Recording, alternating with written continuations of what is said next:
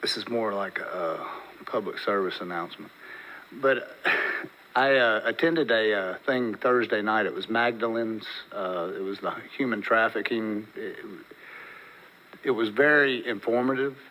It was interesting to me to know that this place that they took over, Magdalene's, where their current operation sits in Gulf Breeze, used to be a one of these Asian massage parlors that we put in quotes. So, and my eyes were open to a lot of the things that are really important and where we stand in the big picture of this. I mean, we're right here at the gateway of Florida.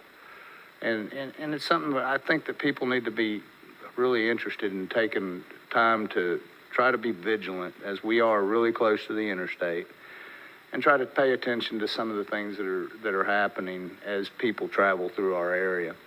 So that being said, I just, it's something that, it was weighing heavy on my heart. It's a very great organization. It's a gift shop. They all of their proceeds go towards the mission of stopping human trafficking and at least calling it out. So it was a very nice little get together at Rex Theater in Pensacola, and I was glad to have attended, and I was glad that they invited me. Thank you, Commissioner Smith. They, along with a couple other organizations, work really hard in the region to fight human trafficking. And I haven't brought anything to the board yet. It's not something I'm trying to work on and make sure we figure out the right way to do it.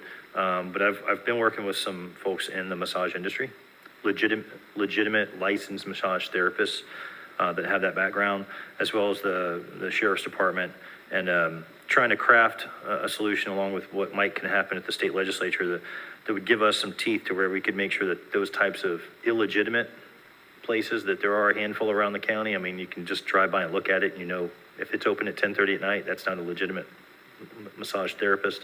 To try to craft some type of ordinance or something we could do from a county standpoint that would help drive them out of the county. Because you bring up a really good point.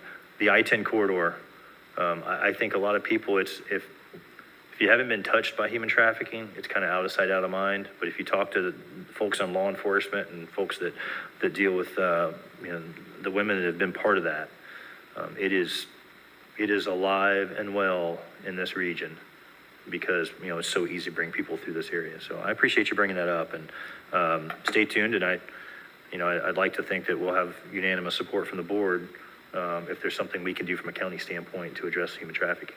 But I appreciate you bringing that up. I'm sorry I couldn't attend that event, but Magdalene's does some great work.